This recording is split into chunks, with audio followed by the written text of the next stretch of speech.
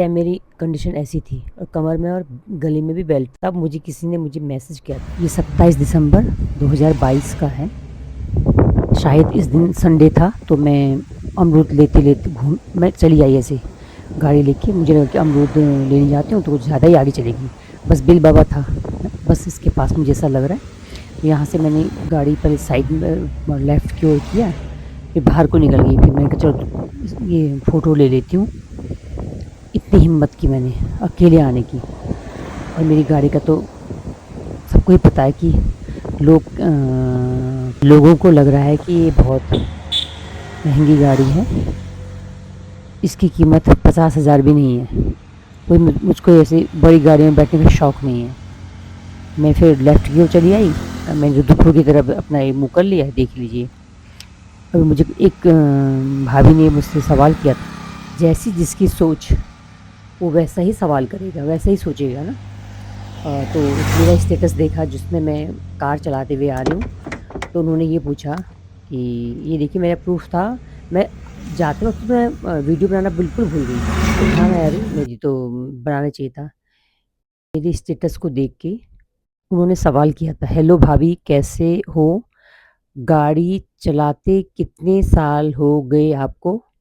फिर थर्ड में क्वेश्चन था कि ईज़िली चला लेते हैं गाड़ी? तो मैंने कहा हाँ, कोई चीज़ ईज़िली नहीं होता, उसको सीखने के लिए या अपने सपने को पूरा करने के लिए। देखो मैं कितना एन्जॉय करते हुए रोमांटिक गाना सुनते हुए मैं गाड़ी चला रही हूँ। मुझे बहुत अच्छा लगता है गाड़ी चलाना और लॉन्ग ड्राइव में चलाना, बट मैं अभी इतना ट्रेंड नहीं हूँ। सोच लीजिए एनएच में गाड़ी चला रही हूँ। ये तो मैंने करके दिखा लिया, जबकि मैं इतना डर था। इत्तेफ़ाक देखिए, मैंने पोस्ट आज से नहीं 19-20 तारीख को मैंने पोस्ट बनाई है इस गाड़ी के बारे में भी। आसान नहीं था मेरे लिए भी गाड़ी सीखना। मैंने 2008 में गाड़ी सीखी थी। उसके बाद यहाँ आके जब हम रुद्रपुर आते थे गर्मियों में, तो मैं सीखी हूँ। ड्राइवर भैया थे, गौतम भैया ने कर दिया था, तो काफ़ी सयाने थे, उन्होंने सिखाया। करीब 1 महीना, फिर नेक्स्ट टाइम फिर और आते थे, फिर 1 महीना लगा। रेगुलर मैंने बिल्कुल नहीं सीखा, डर तो बहुत था। एक बार मुझे ध्यान है, मैं नैनीताल से भवाली तक ले गई थी। बाबा जी ने चलाए, फिर मार्केट में, मेन मार्केट में उन्होंने चलाया।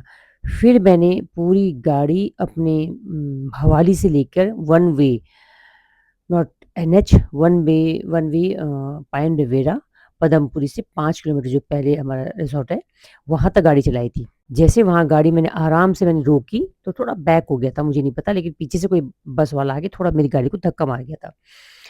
2008 की बात होगी वो शायद। तो फिर तो मैं एकदम डर सा गई थी, तो डर तो मेरे को बैठ गया था। इनको भी नहीं पता था कि मैं गाड़ी चलाती हूँ, क्योंकि मैंने सोच लिया था कि सपना ऐसे पूरा तो होता ही नहीं। मैंने चुप-चुप के गाड़ी चलाई। फिर पता चल ही गया था इनको कि गाड़ी पीछे से शीशा पूरा टूट गया था। मुन्ना ने मेरे को बहुत हेल्प की। उसने फिर शायद पीछे से शीशा-वीशा सब लगवा दिया था। और हाँ, किलबरी साइड को भी मैं एक बार गई हूँ और एक बार बजून गई हूँ बस। और बीच-बीच में बस थोड़ा-थोड़ा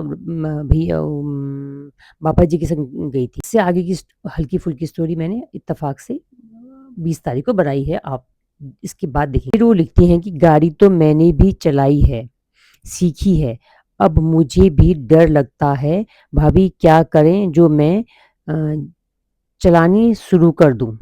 डर के नाम पर तो मैं कोई बगल में गाड़ी तेज़ चलाता तो मैं बैठ भी नहीं सकती हूँ, मतलब इतनी मुझे डर लगती थी। तो डर तो भगाना ही पड़ेगा, वही मैं क्या सुबह उठकर बस वही बोलो आप, लो भगवान का नाम और अपने को भगवान को सौंप दो। और डर तो बिना डर भगाए तो होगा ही नहीं। तो तुमने बताया था ना कि ससुराल वालों ने भी तुम्हें बहुत टॉर्चर किया और पति ने भी साथ नहीं दिया। तो कोई नहीं, मैंने वही किया। आप बिल्कुल, आपको सीखने का जुनून है तो आप उठो और चल निकल पड़ो। जिस तरह मैं, ये देखिए भगवान का, हाँ बिल्कुल आप चला सकती हैं, कोई चलाने की एज नहीं होती है।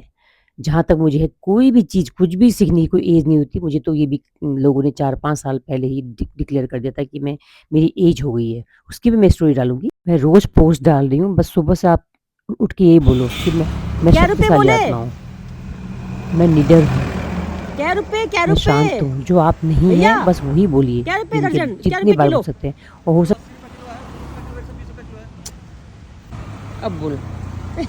वो वाला 80 है, ये हाँ। वाला 120 है। 120 ज़्यादा महंगा नहीं दे रहा। इस समय तो अमरूद महंगा पड़ एक अमरूद के चक्कर में मैं इतनी दूर चली गई थी। फिर मैं कभी भी गाड़ी चलाती हूँ ना, सबसे पहले डर भगानी पड़ेगी और मैं भगवान का बस हाथ जोड़ती हूँ, भगवान का नाम लेती हूँ, बस चल देती हूँ। मतलब टाइम लगा मुझे, ऐसा नहीं। निहारिका ने कहा था कि वीडियो नहीं लो। देखो आज मैं वीडियो नहीं लेती तो ये स्टोरी कैसे यूट्यूब में आती, दुनिया कैसे देखती कि नहीं डर कैसे भगाना है, डर के आगे जीत है। पहले व्हाट्सएप ज्ञान अमल करना है। हम जो सुबह उठकर एक दूसरे को ज्ञान देते हैं ना व्हाट्सएप से, ये करना चाहिए वो करना चाहिए, इसलिए मैं कहती हूँ ज्ञान देना नहीं है, अमल करना है। जो व्हाट्सएप ज्ञान देता है ना वो कुछ भी नहीं करता है और मुझसे कहते हैं, जबकि मुझे बिल्कुल नहीं पसंद है। ज्ञान तब दो जब खुद ऐसे हो, अमल खुद पे करते हो तब किसी को ज्ञान बांटो। ये मैं नहीं कर रही हूँ, ये अहम घमंड नहीं है, मैंने कर दिखाया है। स्वामी विवेकानंद जी कहते थे, उठो जागो और तब तक मत रुको जब तक लक्ष्य प्राप्त न हो जाए। कहा ना प्रेरणा बनूं, परछाई नहीं। अब तो मैंने सोच लिया, जो कहते हैं ना मुझे कीड़े से डरते हो, मैं सोचती हूँ मैं भगवान कीड़ा भी आ जाए ना तो मैं सांस से पकड़ लूँ। वो जो आप कह रहे हैं ना ओसीडी, और आप कह रहे हैं ना गाड़ी चलाने का, मुझे गाड़ी चलाने का शौक, जो लोग कहते हैं आईएएस बनना पीसीएस बनना, मुझे गाड़ी चलाने का बहुत ज़्यादा शौक था। कभी किसी ने मुझे इतना कहा ना कोशिश की, किसी ने अभी इवन कोई इंसान नहीं आया मुझे कहने को नहीं तेरे को ये शौक है तू गाड़ी चला। नहीं, मैंने खुद से 2008-9 में भैया जाते थे मुझे चलाने को, क्या नाम है, बाबा जी, तो उन्होंने मुझे सिखाया। मैं बचपन से ही थोड़ा थोड़ा सीखी दारू के साथ। एक भैया नाम याद नहीं आ रहा मुझे, वैन था या कुछ था, हल्का फुल्का मैंने बचपन में भी पहले हल्का हल्का खाली स्टेयरिंग घुमाई है। फिर हमारा पिथौरागढ़ में एक ड्राइवर भैया था, उसने भी सबसे पहले, उसके बाद वहाँ सीखा मैंने। वड्डा जाती थी मैं चलाने को, हरीश नाम था कुछ था। तो बच्चे ने भी मुझे कहा मम्मी आप तो पापा के रहते तो कभी सीख ही नहीं सकते हो, तो मैंने फिर वो बांध लिया।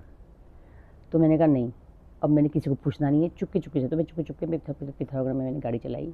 2008 में तो मैंने काफ़ी सीख लिया था, मैं बजून तक गई।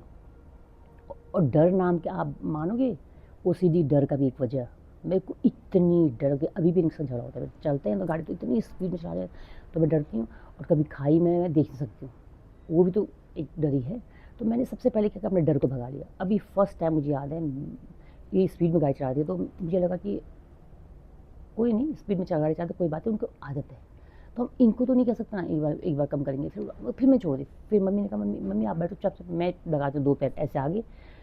फिर बिल्कुल अपने जाप कर लिया या जो कर लिया आपने, जो मैं हमेशा जपती हूँ, बस पकड़ लिया या यहाँ पकड़ लिया, और बस ये डर को मैंने ऐसे काबू में कर लिया है।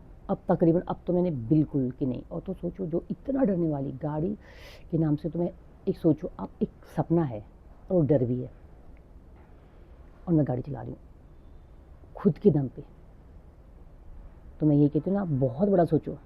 कहते हैं वो सच है, कलाम जी कहा करते थे, ये सपना देखो तो बहुत बड़ा देखो। लेकिन मुझे लगता है यार, क्या हम ये जो इतने चला रहे वो चला रहे, क्या हम कर सकते हैं? मैं उदाहरण हूँ, मैं अभी मैं उदाहरण हूँ जिसकी इतनी प्रॉब्लम है। रिपीट नहीं करना चाहता, मेरी अबाउट पे जाके देख लेना कि मैंने क्या क्या लिखा है। वो रिपीट करना मुझे नहीं अच्छा लगता। शिवानी भी कहती है रिपीट नहीं करो, बिल्कुल नहीं। इसलिए संकल्प सिद्धि व शक्तिशाली आत्मा हूँ, मैं निडर हूँ, मैं शांत हूँ, मैं खुश हूँ। तो बस एक रीज़न ओसीडी भी हो सकता है। मैं फिर कह रही, तो मैंने वही है, मेरा घर देखोगे अब इतना हो रहता है, मुझे वैसी चाहिए तो बिल्कुल ऐसे चाहिए। अब क्योंकि यार है तो सो रहे हैं सब, फिर अब नहीं, मैंने सोच लिया जिसको जैसे सोना सो, जब ना हो तो मैं अपना ठीक कर लूँ। तो मैं हमें नंबर 1 ओसीडी हटाने के लिए यही करना है। उसने क्या किया या इसने, और है कि हमको ओसीडी का वजह भी होती है कि मुझको भी था कि ऐसे मुझे बैठना उठना हर चीज़ का ना पोस्चर चाहिए, ऐसा नहीं बैठना है, ऐसे बैठो ये बैठो। मैं अपनी बिटिया को तो कहती हूँ, और को कहूँ ना कहूँ, कहती हूँ कि बेटा हमेशा तुम कैसे बैठो मत करो, ऐसे चलाओ, चलो भी ऐसे। और ये मुझे नहीं पता, मैं योगा करने से नहीं, मैं पहले से हूँ, मैं शायद अकड़ नहीं है मुझ में, बस ऐसा है। और एक चीज़ मुझे आज कहनी है,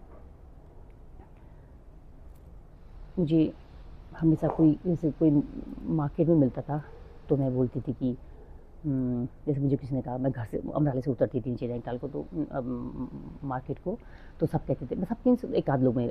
अगली स्टोरी में नेक्स्ट एपिसोड में बताऊं। जिन्होंने मुझे स्टेटस देख के मैसेज किया है, उन्हें मैं जानती भी नहीं हूँ, वो मुझे जानती हैं। इस शहर में नहीं है, कभी इस शहर में मिली थी, अब वो दूसरे शहर में है।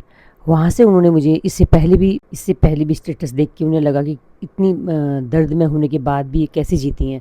एक मेरा वीडियो देख के मुझे मैसेज किया कि वो कितने बुरे दौर से गुजरी हैं।